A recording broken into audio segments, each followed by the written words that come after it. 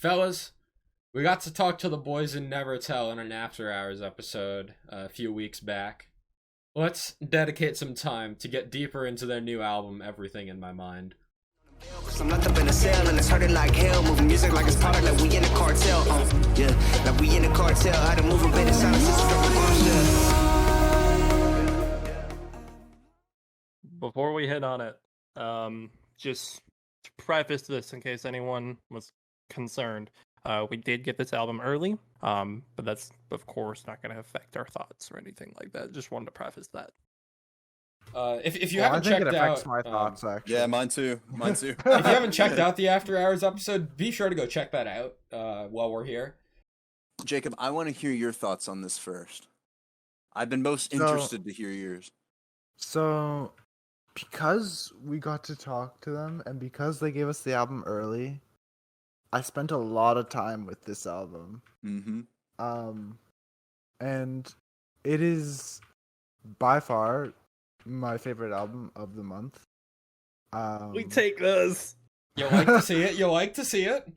Yeah, because I definitely thought out of the four of us, I was the least on to this band. Yeah, I feel like I'm this could have top 10 potential. Like, yeah. I agree. It is. I mean, yeah. It is Yeah, it's very fair. good. My favorite track has changed since the interview, Okay. but yeah. So real quick, you're saying your favorite track has changed. I want to go Yes. through everybody's favorite track real quick. So Jacob. No, my loneliness. Okay, never mind. Jacob, hit me with your second. Back on me.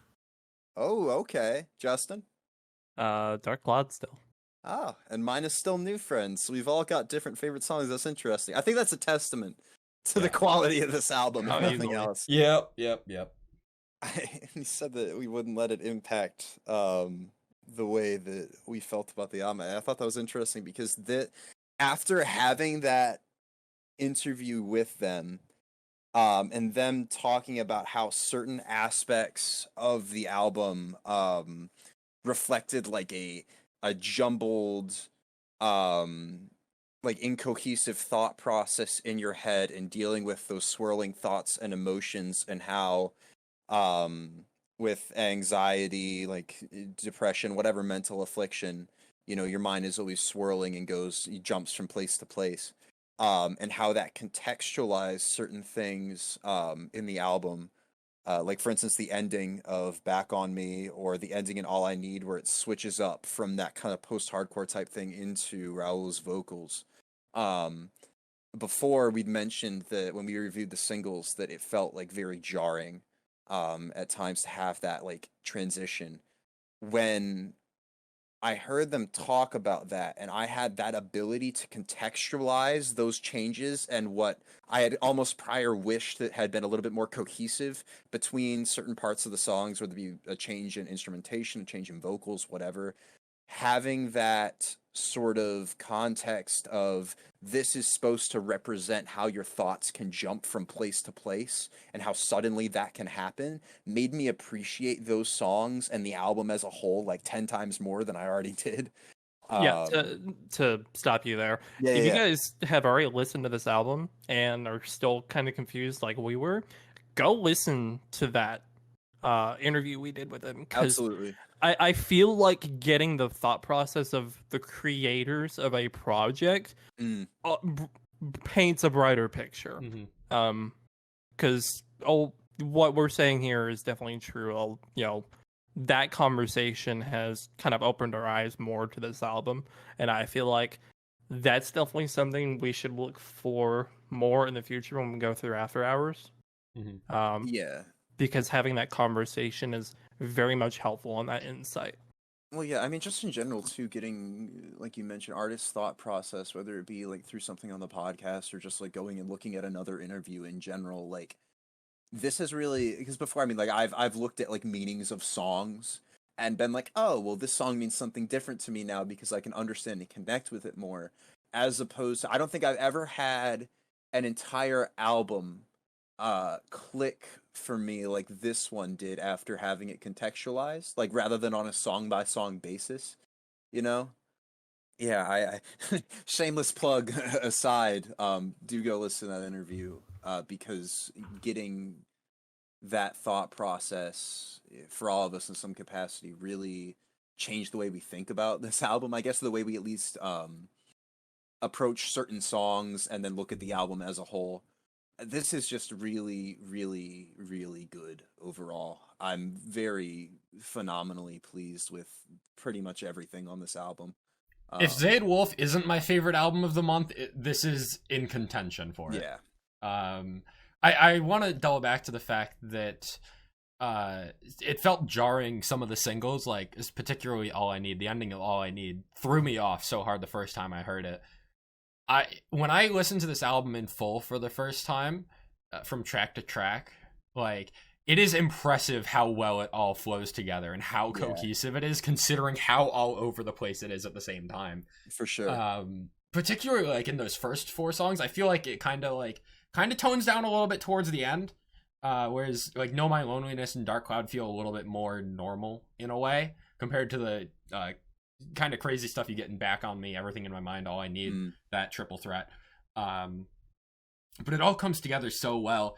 And one track that we haven't given mention to yet that I think is like surprisingly one of my favorites is Life Like This. Yes. It's like kind of an interlude, kind of not. But it's mostly raw, like rapping to a beat. And slowly throughout the song, the rock instrumentals come in until they hit in the final chorus. And when those instrumentals fully come in, it's one of my favorite moments on the album, outside of the entirety of Know My Loneliness. Still being my favorite song on this album, and probably being one of my favorite songs of the entire year so far. Going back to the fact that this feels like a super cohesive package, Holding On is a fantastic opener. The way that it slowly builds up before you hit a drop is just fantastic. Definitely, I mean, yeah, I want to say it's my favorite of the non-singles, Holding On. And I think the last point I want to make, Justin, you're saying Dark Cloud is your favorite. I think Dark Cloud is actually my least favorite song on this album. It has closer energy, but it doesn't hit. It doesn't really strike me in any way, which is unfortunate, because I feel like if you hit me with a strong closer, like, I'd feel much more confident in saying this is like top 10 contender, or at least an honorable mention type thing. But I feel like because it leaves me hanging a little bit with that song, where it doesn't hit as much as I wanted it to, given how strongly I feel about everything else.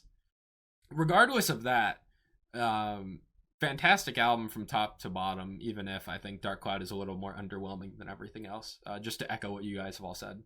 Yeah. I'm going to size you up with my thought process on this. Jeremy said it best. I think the title of this album is perfect. Yes. Yes. For absolutely. the album itself. It's not only, one of the tracks in the actual album, but just a pure distinction of how a mind works when, depression, loneliness, all that just kind of overcomes it, and you don't know how to cope. So like the switching back and forth, all that. The reason I say Dark Cloud is my favorite is because when we got this, I listened to this front and back several times to kind of get the feeling of the album, kind of understand it more before we had the conversation with them. Dark Cloud originally I wasn't really feeling, but honestly, understanding the context of the album more and how it's that progression of that deterioration of just someone's mental capability just breaking down, unable to process what was going on with like depression, suffering from anxiety and all that. With that, and then understanding the lyricism and the instrumentation behind Dark Cloud makes it my favorite. Otherwise, as a single song, just kind of separating the album and just single songs, everything in my mind is probably my favorite, just based on sound, lyrically, vocally. But Dark Cloud, just in meaning, that's my thought process on why it's my favorite. But I can fully understand why it's kind of your least favorite. But in general, this album was done beautifully. 9 tracks, each of them has their own feel. You're gonna like one of these at the very least, otherwise you just don't like the sound. We hit on each one kind of singly. What's it mean, being 2 minutes of just kind of a slow vocal reverb that just kind of builds? I felt that was a good break into the rest of the album. Yep, it was a nice break. Yep. It's hard to get that with interludes too. It's something that remains interesting but has a good break.